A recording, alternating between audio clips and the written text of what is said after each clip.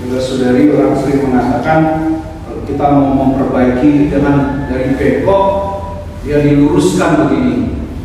Kenapa? Karena dia akan bengkok lagi. Tapi kalau mau memperbaiki, tarik dia supaya nanti kalau dia bengkok dia dalam posisi lurus. Ini siapa punya ajaran? Ini ajaran dari Ignatius Loyola yang disebut dengan ajaran kontra, ekstrim yang dia ambil. Jangan kalau sudah bengkok ditarik dia supaya lurus begini. Enggak, dia ditarik begini supaya nanti kalau dia bengkok lagi dia dalam posisi tetap lurus. Ajaran dari Ignatius Loyola mengingatkan kita akan apa yang disebut dengan tahun Yobel, tahun Jubilium. Jubili artinya sangkakala trompet. Jadi semua dikembalikan kepada asal mula. Di tahun Jubilium itu mirip-mirip seperti itulah. Tuhan mau mengembalikan itu kepada bentuk awal. Jadi pada tahun Jubilium itu orang yang berhutang dia dinyatakan lunas, tanah yang dibeli dikembalikan kepada pemiliknya, lalu kemudian dan segala aturan-aturan detail. Tujuannya untuk apa? Membebaskan. Jadi dilarang pada tahun itu orang bercocok tanam, biarkan saja tanah itu tumbuh apapun di sana, sehingga tanah itu dikembalikan kepada bentuk awal sebelum digarap oleh manusia.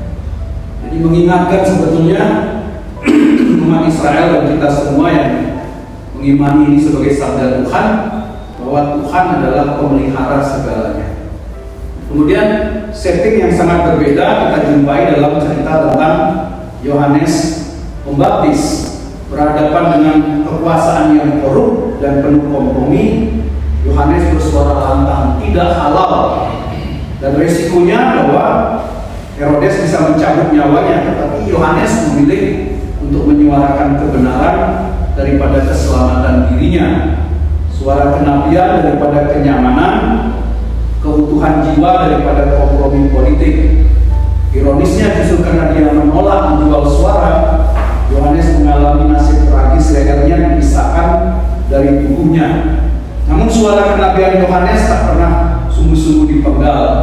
Dia menjadi saksi bagi kita bahwa kebebasan sejati bukan berarti aman dari duka, tetapi berani berdiri bagi kebenaran.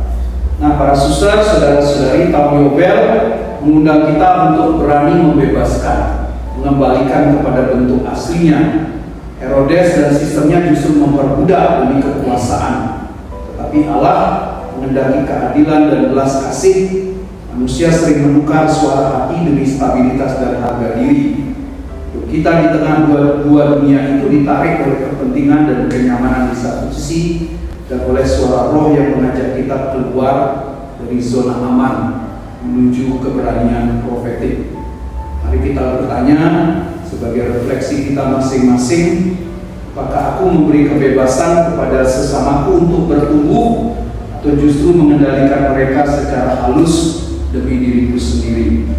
Apakah aku berani menyuarakan kebenaran walau resikonya menyakitkan, atau aku lebih suka diam dalam zona nyaman? Apakah hidupku mencerminkan semangat Yobel, membebaskan yang terbelenggu, mengembalikan yang hilang, dan memulihkan yang tertindas? Yohanes Pembaptis telah menjadi suara Yobel di tengah-tengah istana yang korup. Kini kitalah yang dipanggil untuk menjadi suara yang berseru di padang gurun, yang di dunia modern dengan membebaskan dengan kasih, bukan menghakimi dengan kekerasan. Mari kita hening sejenak.